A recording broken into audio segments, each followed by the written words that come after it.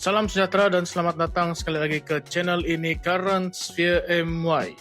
Persoalan besar yang sedang berlegar di kepala rakyat Sabah pada masa kini, siapakah sebenarnya yang akan duduk di kerusi empuk Ketua Menteri selepas PRN17 nanti?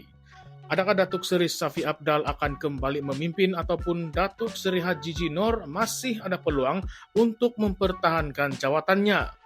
Dan yang lebih menarik, mampukah Warisan mengambil kesempatan daripada perpecahan besar antara GRS, Barisan Nasional dan Pakatan Harapan untuk melakukan kejutan politik yang paling bersejarah? Baru-baru ini, satu wawancara santai ataupun lebih tepat lagi, kupi-kupi politik yang dilakukan oleh Borneo Herald telah membongkar satu perkara yang ramai sudah mula nampak. Zahid Hamidi, Presiden UMNO dan juga Barisan Nasional secara terbuka mengisytiharkan perang terhadap GRS. Kenapa?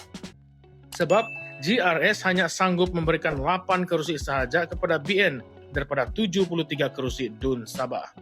Bayangkan, 8 saja. Sedangkan GRS dengan rela hati memberikan 13 kerusi kepada PKR, DAP, APKO dan juga Amanah. Kalau difikirkan ini bukanlah sekadar pembahagian kerusi, ini sebenarnya peta kuasa politik Sabah yang sedang retak menanti belah. Kalau UMNO dan GRS benar-benar bertembung di lebih 50 kerusi, kita boleh jangkakan satu fenomena besar, yaitu perpecahan undi pro kerajaan. Louis, salah seorang responden dalam wawancara itu, menyebut bahwa bila undi penyokong kerajaan berpecah dua, Warisan akan menjadi pemenang otomatik. Dan Lim pula menambah, Warisan kini semakin ramai peminat kerana ia dilihat sebagai alternatif terbaik untuk menukar rejim yang ada sekarang. Kalau betullah begitu, Warisan mungkin boleh menang lebih 47 kerusi, sesuatu yang akan menggoncang lanskap politik Sabah. Tetapi persoalannya kenapa GRS hanya tawarkan 8 kerusi kepada Barisan Nasional? Muhammad Arfian dalam wawancara ini turut memberikan jawaban yang agak pedas. Menurutnya, GRS di bawah Haji Jinor, Jeffrey Kitingan dan juga Joaquim Gunsalam semakin lemah dan sudah masuk bakul Malaya, katanya. Katanya lagi ini adalah kerja buduh. Nah, kerja buduh bilang dia. Keputusan yang akan merugikan diri sendiri. Logiknya kalau bagi BN 13 kerusi seperti PH itu sudah 26 kerusi diberikan kepada pihak luar, tinggal 47 sahaja lagi untuk GRS. Jadi memang jelas sekali GRS terperangkap dalam permainan kuota yang akhirnya akan menimbulkan kemarahan UMNO. Tidak heranlah Bung Mokhtar sendiri pun lantang membantah. Sekarang ini mari kita lihat pula faktor undi Cina. Lim mendedahkan bahwa sekurang-kurangnya 70% pengundi Cina di Sabah sudah berpindah sokongan daripada PH kepada Warisan. Ini adalah satu rahasia terbuka yang semua orang politik sudah tahu. Kalaulah benar, maka kerusi campuran Cina, natif, Muslim, dan natif Kristian akan menjadi bonus untuk Warisan. Tambahan pula rakyat Sabah mula bosan dengan parti-parti yang terlalu bergantung kepada kuasa dari Semenanjung. Mereka mahukan parti lokal yang benar-benar memperjuangkan hak Sabah. Warisan dengan imej sebagai parti tempatan semakin dilihat lebih tulen dan bebas daripada pengaruh Malaya.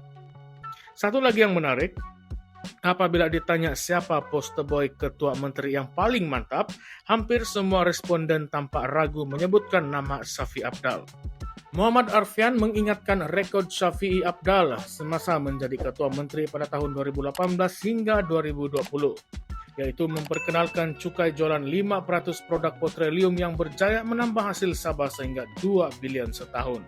Bandingkan dengan Haji Ji yang sudah 5 tahun memimpin tetapi isu asas seperti jalan berlubang, bekalan air dan juga elektrik yang putus-putus sampailah pelajar UMS terpaksa gali perigi, masih lagi belum selesai. Tambah pula banyak wakil rakyat yang terpalit dengan kes rasuah. Ini memberikan imej yang sangat buruk kepada kerajaan GRS.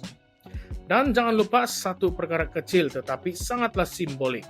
Shafi pernah menambah cuti Krismas sehari lagi menjadikan 2 hari. Bunyinya macam perkara kecil tetapi bagi masyarakat berbilang kaum di Sabah, ia adalah satu pengiktirafan yang besar. Orang melihat Shafi bukan sahaja sebagai pemimpin politik, tetapi juga sebagai pemimpin yang menghargai kepelbagaian budaya. George, seorang lagi yang menyampuk dalam wawancara itu, menekankan bahwa Shafee bukan calang-calang orangnya. Beliau merupakan seorang teknokrat lulusan ekonomi dari England, pernah berkhidmat sebagai pegawai kanan dalam unit perancangan ekonomi. Ditambah lagi dengan pengalaman panjang dalam politik nasional, Shafee dilihat sebagai calon ketua menteri yang paling layak. Malah beliau juga turut pernah menyuarakan tawaran yang mengejutkan, yaitu kalau warisan kembali menjadi kerajaan, Menteri Keuangan akan dilantik daripada kalangan pemimpin Cina. Itu adalah satu langkah besar yang boleh dilihat sebagai strategi untuk meyakinkan pelabur, mempercepatkan pembangunan ekonomi dan juga mengelakkan ketirisan. Disinilah muncul persoalan kontroversi yang kita perlu bincangkan bersama. Adakah perpecahan antara GRS, Barisan Nasional, dan juga PH ini benar-benar akan membuka jalan untuk Shafee Apdal kembali berkuasa? Atau adakah ini hanya permainan persepsi, sedangkan pada hari mengundi nanti faktor jentera, keuangan, dan pengaruh pusat masih lagi memainkan peranan yang besar? Satu lagi soalan yang panas, adakah benar rakyat Sabah kini dilihat muak dengan parti-parti yang dikaitkan dengan Semenanjung dan mula memilih untuk kembali kepada parti lokal sepenuhnya? Kalau betul, apakah ini petanda Sabah akan meniru model Sarawak yang kini dikuasai hampir sepenuhnya oleh parti-parti tempatan?